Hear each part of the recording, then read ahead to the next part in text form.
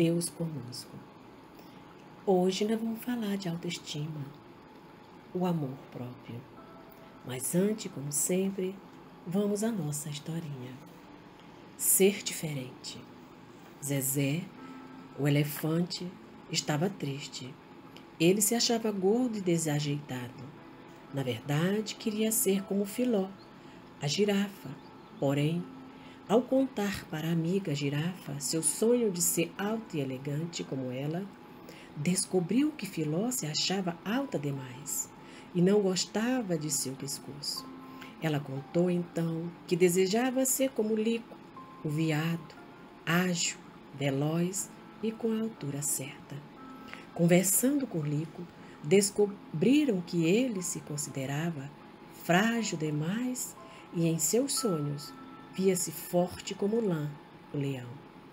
Superando o medo que sentiam de Lã, foram procurá-lo para perguntar como era ser forte, se é o rei da floresta. Mas encontraram Lã triste e solitário.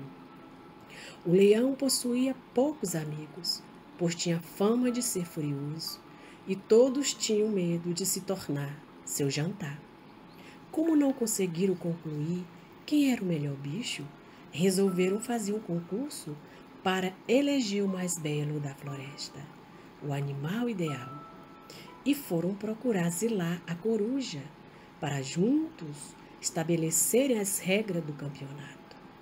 Zilá era uma estudiosa do comportamento animal, que surpreendeu a todos quando disse: que importa ser o mais belo, o animal ideal? Deus criou cada animal de um jeito especial, com características próprias. E aí está a beleza da criação. Já pensaram se só existisse leões ou borboletas? Zilar também explicou que cada animal tem virtudes próprias e que o importante é cada um aceitar-se como é, valorizando o que tem de bom e se esforçando para se tornar alguém cada vez melhor, desenvolvendo qualidades como amor, perdão, respeito, amizade. Zezé, Filó, Lico e Lã pensaram muito no que disse Zilá e não realizaram o concurso. A partir dessa conversa, Zezé parou de reclamar de seu peso e iniciou um programa de exercícios. Filó aceitou-se como era, alta e magra, e deixou de ser fofoqueira. Lico tornou-se mais alegre e satisfeito com a vida, e Lã tem se esforçado para ser mais calmo e simpático e fazer novos amigos. Assim, todos colaboram para que a floresta se torne um lugar melhor para se viver. Essa historinha é de Cláudia Schmid, Grupo Espírita Seara do Mestre. Então, como está a nossa autoestima, o nosso amor próprio por nós mesmos? Será que nós estamos nos cuidando, nos respeitando, nos amando? Já podemos oferecer esse amor que achamos que temos a outros? Então, o que vem a ser autoestima? Segundo o dicionário Aurélio, é um apreço ou valorização que uma pessoa confere a si própria. Podemos definir ainda como a capacidade que o indivíduo tem de valorizar a si próprio, reconhecer e aceitar os próprios dons, capacidade, desenvolver o amor próprio, gostar de si mesmo, confiar em si, sentir-se capaz de enfrentar o desafio da vida e saber expressar de forma adequada para si e para os outros as próprias necessidades e desejos. Sabemos que hoje a egolatria, amor exagerado pelo próprio eu, culto de si mesmo, já perdeu seu fim, a sua finalidade. Porque a postura agora é de iluminação íntima. Esse amor por nós mesmos deve ser traduzido em esforço próprio, em autoeducação, em obediência às leis de realização e de trabalho, em perseverança na fé, no desejo sincero de aprender com Jesus. Porque assim estaremos nos iluminando e cumprindo a missão da luz sobre a terra, pois que ela não precisa de outros processos para revelar a verdade, a autoiluminação espiritual, né? Segundo o Espírito Emmanuel, no livro Consolador, necessitamos encarar essa nova fórmula de amor a nós mesmos, consciente de que o bem conseguido por nós em proveito do próximo não é senão o bem de nossa própria alma, em virtude de realidade de uma só lei, que é a lei do amor, e um só dispensador dos bens, que é Deus. O amor que se deve oferecer ao próximo é consequência natural do amor que se reserva a si mesmo, sem cuja presença muito difícil será a realização plena do objetivo da afetividade. Somente quando as pessoas se amam é que podem ampliar o sentimento nobre, né? Com aquelas que a cercam, estendendo aos demais seres e à própria natureza. O amor a si mesmo deve ser desenvolvido através da meditação e da autoanálise, porque está intimamente gravado no nosso ser. Necessita de estímulo para desdobrar-se, enriquecendo a vida. Esse alto amor, ele é constituído pelo respeito que cada qual deve se ofertar, trabalhando em favor dos valores éticos que lhe estão latentes e merecem ser ampliados, de forma que se transforme em luzes libertadora da ignorância e em paz de espírito que impregne as outras vidas. Sem esse amor a si mesmo, a pessoa não dispõe de recursos para encorajar o seu próximo no empreendimento da autovalorização e do autocrescimento, detendo-se nas sensações mais grosseiras do imediatismo, longe dos estímulos dignificantes e libertadores. O amor a si mesmo, da dimensão emocional sobre a responsabilidade que se deve manter pela existência e sobre o esforço para dignificá-la a cada instante, aprofundando conhecimentos e sublimando emoções, direcionadas sempre para as mais elevadas faixas da espiritualidade. Dessa forma, é fácil preservar-se as conquistas interiores de cada um de nós, né? Desenvolvê-las mediante a aplicação dos códigos da fraternidade, da compaixão, da caridade e do perdão. A consciência de si mesmo, inspirada pelo alto amor, torna-se lúcida quanto aos enganos cometidos, ensejando-se oportunidade de reparação, ao tempo que a faculta ao próximo a compreensão das suas dificuldades na busca da felicidade. Se autorrespeitar, né?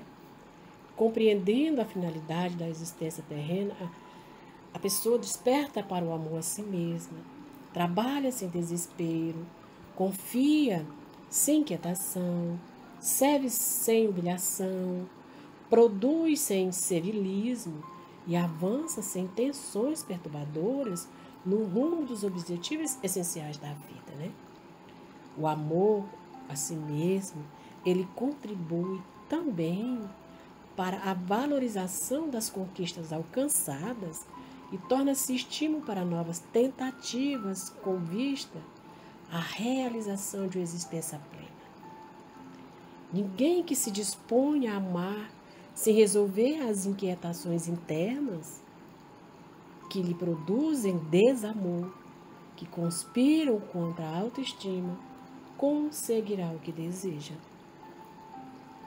De acordo com o espírito Joana de Anjos, no livro Carimbo de Amor, a falta do amor a si mesmo decorre de conflitos que remanescem da infância mal amada, de frustrações acumuladas e de projetos que não se consumaram conforme foram anelados, dando surgimento a complexo de inferioridade, a insegurança e a fugas psicológicas. Quem de nós não temos essas fugas? Quem de nós não tem conflitos interiores, né? Esse complexo de inferioridade São um conjunto de ideias que foram guardadas no nosso inconsciente em tenra idade, né?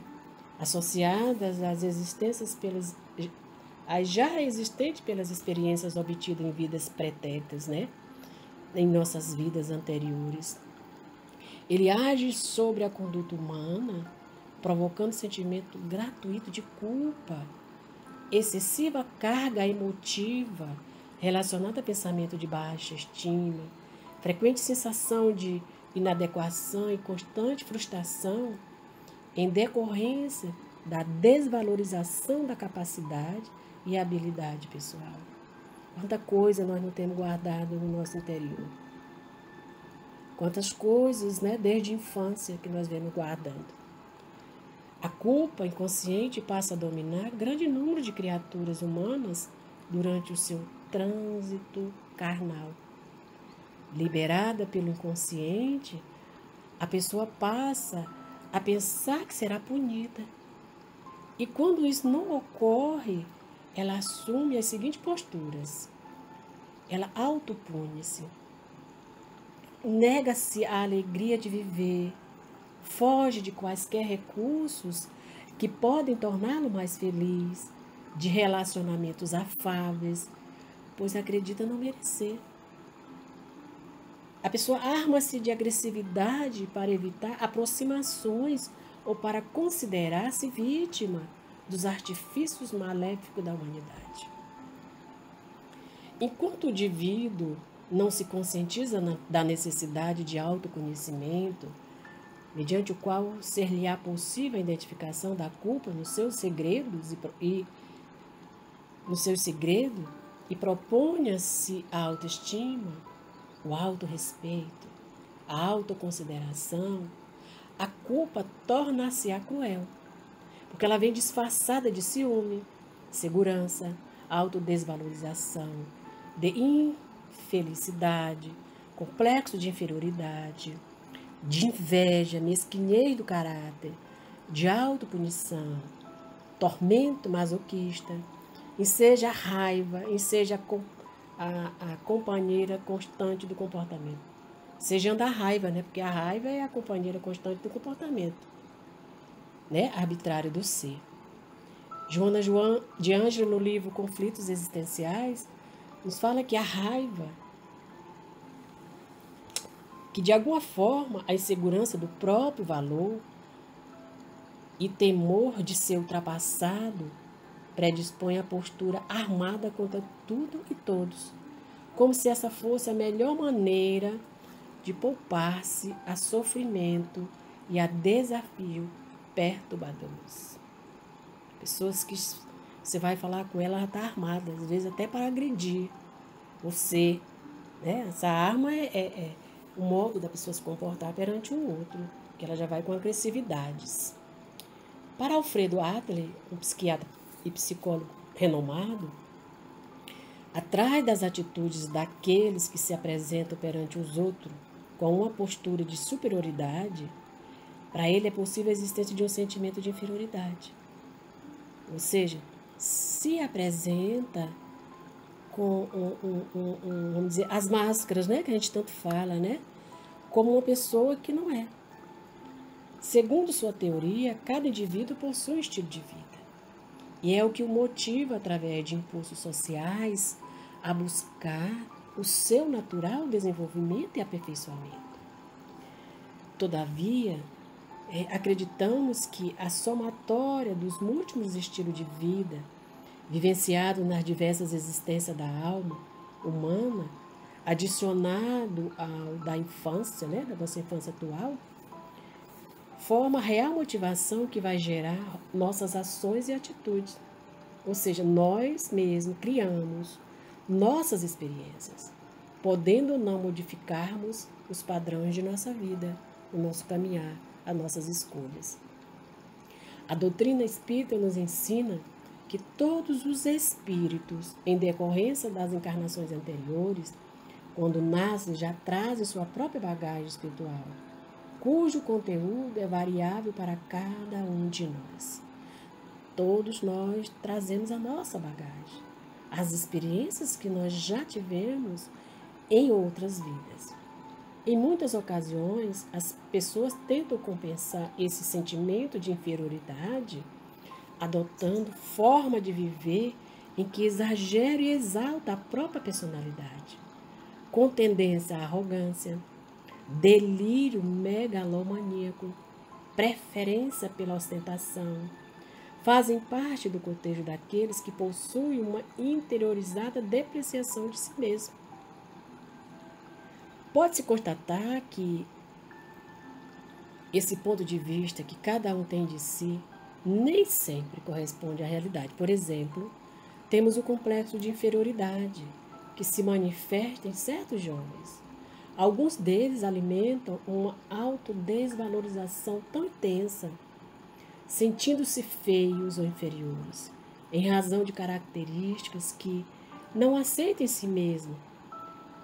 Um sinal, a estatura, o cabelo, a forma física, o próprio temperamento.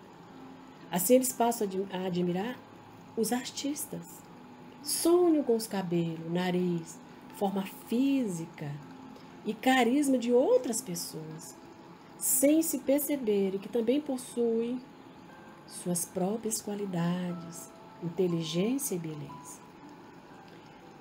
No aspecto físico, a pessoa com baixa autoestima tende a ter uma aparência desleixada, postura curvada, olhar sem brilho e para baixo, né? Desenvolve aí a obesidade, a voz é vacilante, falta de higiene. Quem não já viu pessoas assim? Os próprios filhos, né? Nesse processo. No aspecto psicológico, a pessoa pode ser medrosa, insegura, impaciente, ansiosa, ingênua, tímida, envergonhada. Pode apresentar dificuldade em seus relacionamentos, não conseguir fazer-se respeitar pelos outros e possuir mais variados tipos de compulsões.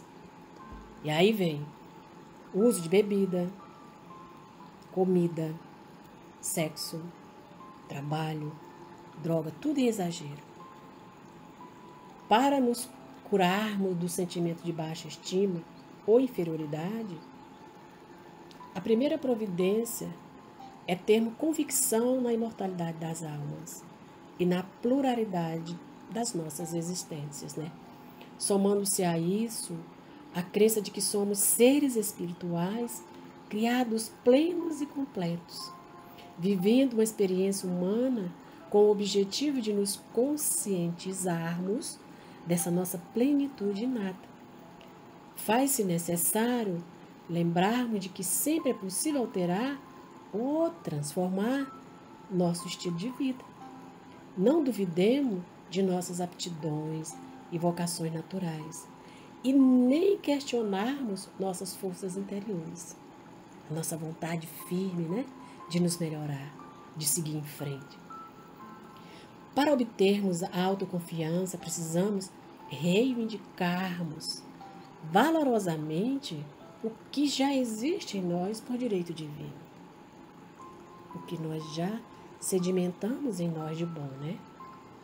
O sentimento de autopiedade, ele pode nos tornar doentes fisicamente, o que chamamos de invalidez psíquica, que nos envolve a existência e, a partir daí, sentimos-nos inferiores e incapazes. E somos levados a uma perda total da confiança em nós mesmos. Já a piedade é o sofrimento moral, de pesar ou aflição que sentimos por autopunição.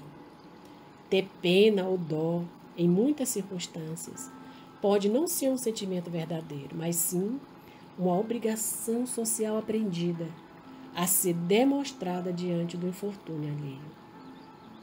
Aí nós estamos representando, né? Representando uma piedade sem termos. No entanto, a sensação que experimentamos de amor, permeada de respeito e afeição pelos outros, revela-nos os reais sentimentos, denominados de benevolência e de compaixão. Compaixão pelo outro, né? Compaixão pelo todo. O Espírito Hamed, no livro As Dores da Alma, fala que a baixa estima ou autopiedade pode nos levar a ser vítima de nós mesmos, pois estaremos somatizando, né, essas emoções negativas em forma de doenças. Os sintomas da enfermidade podem ser considerados a forma física de expressar uma atitude interna, ou mesmo um conflito. Portanto, doentes não são somente as vítimas inocentes de algum desarranjo da natureza, mas também os facilitadores de sua própria moléstia. Os nossos pensamentos negativos, né? Os nossos pensamentos de raiva, de ódio, eles vão ocasionar doença em nós mesmos. É o que nos esclarece o Espírito João de Ângeles em sua obra Amor Imbatível Amor.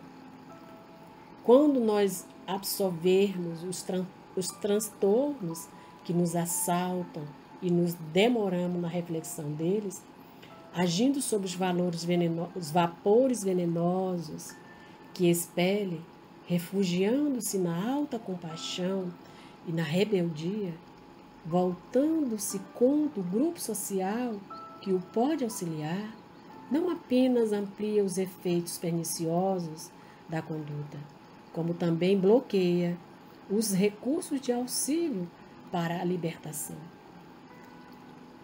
abrindo campo para a instalação de inumeráveis enfermidades alérgicas, de dermatose delicadas, de problemas digestivos e respiratórios, com profundos reflexos nervosos, destrambelhados ou doenças mais graves.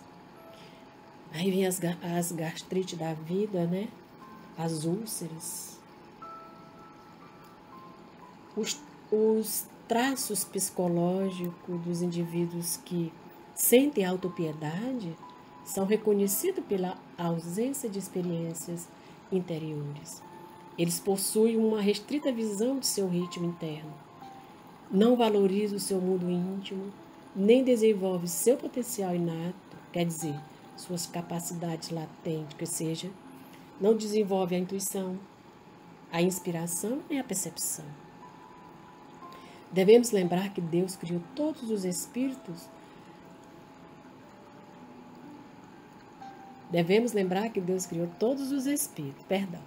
Nenhum ser foi criado pronto e completo das mãos do Pai Celestial.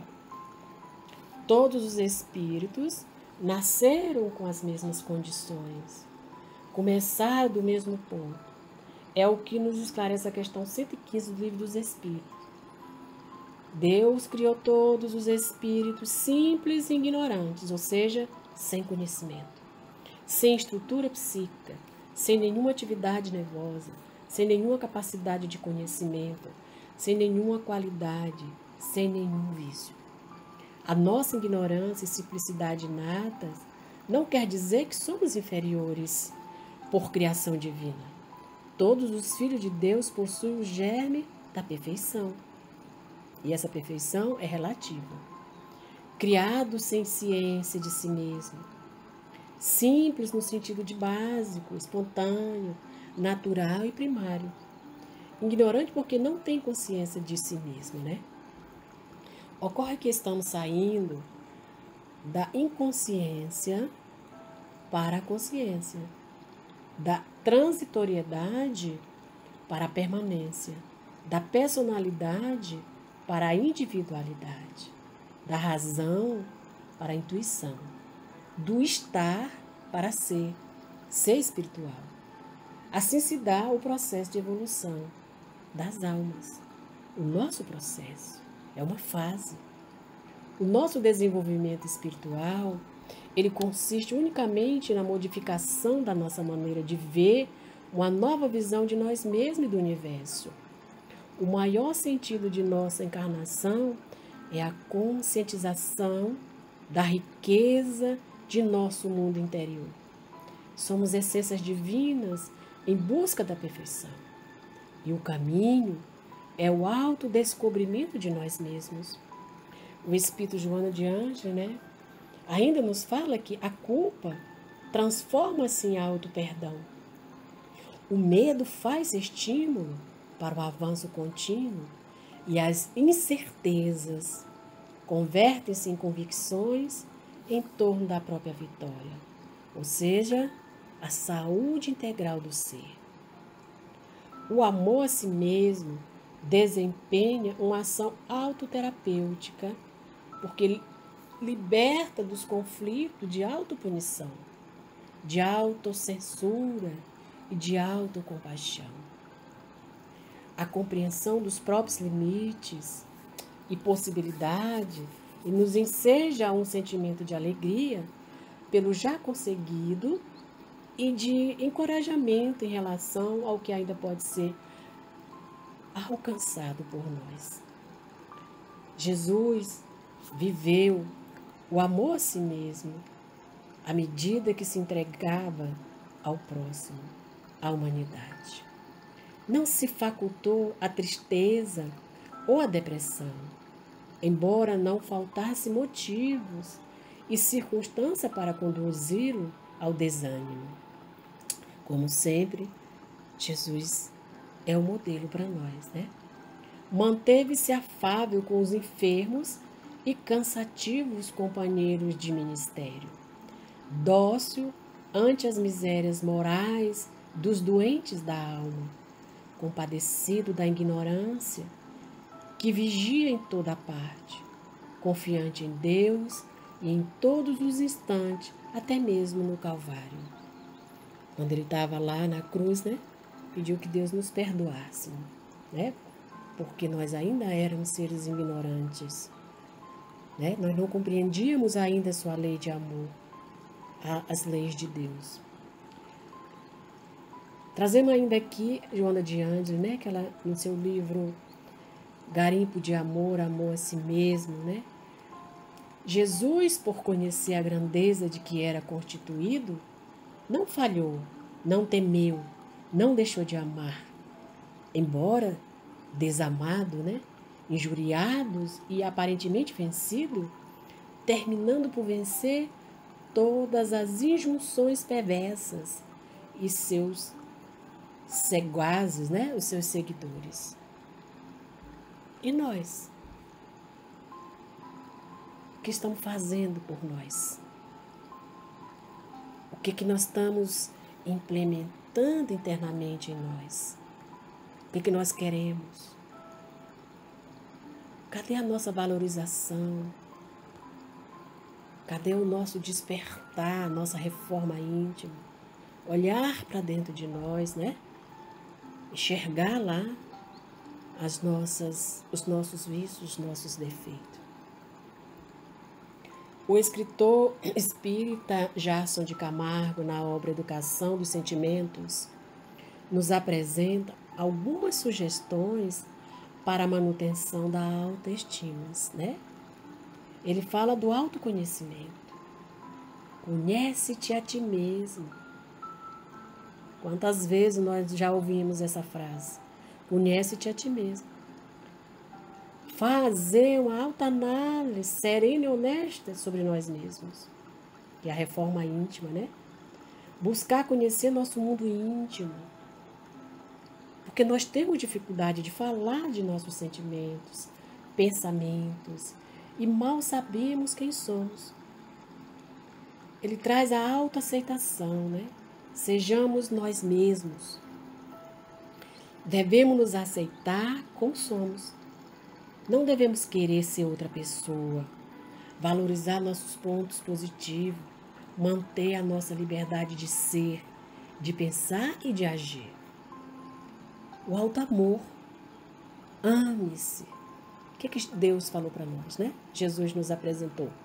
Ame o próximo como a nós mesmos. Somos uma centelha divina do Criador. De que adianta a posição social, os bens que possuímos ou a aparência física se não acreditamos em nós mesmos? Se não cultivamos o alto amor? Se não alimentamos nossa própria dignidade?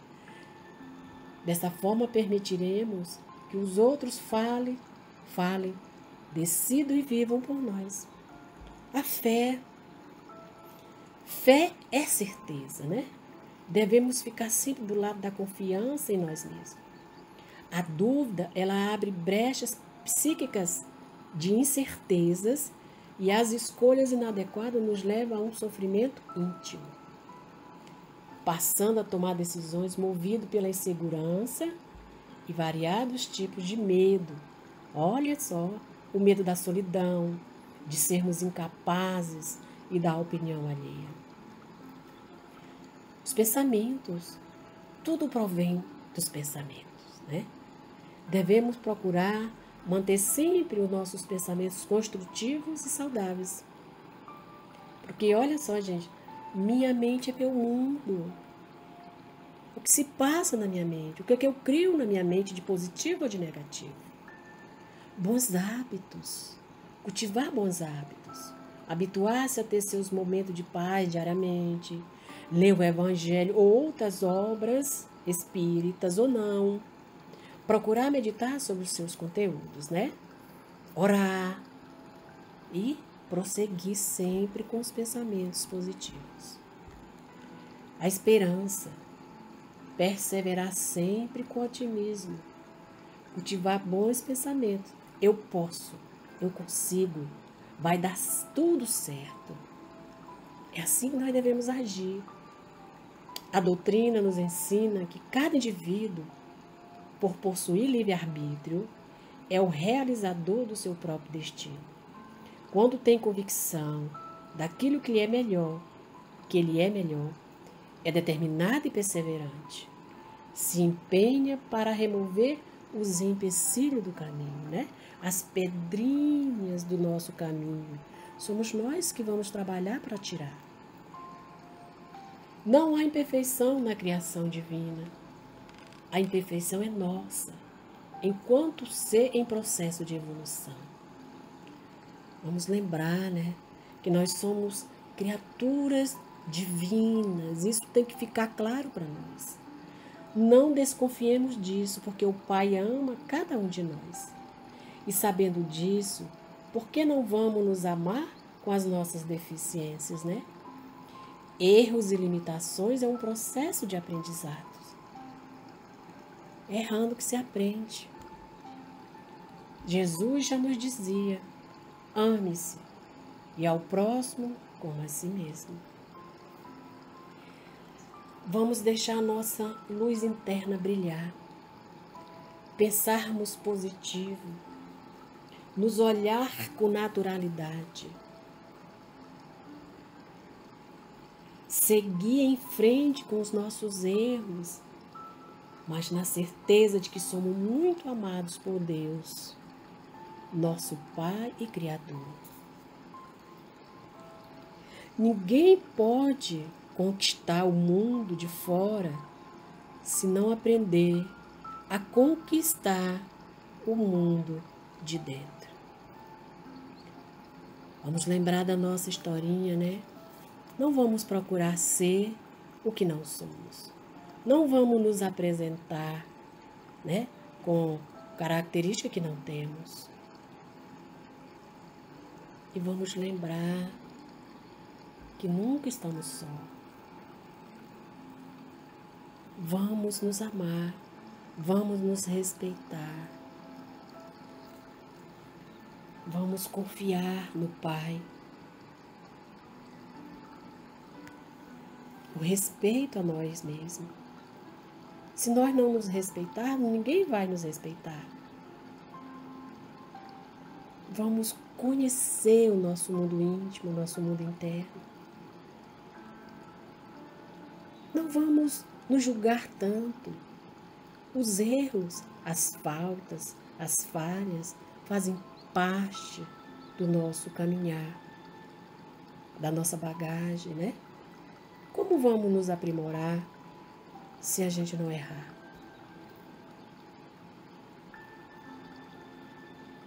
Que brilhe a vossa luz. Que Jesus nos abençoe a todos.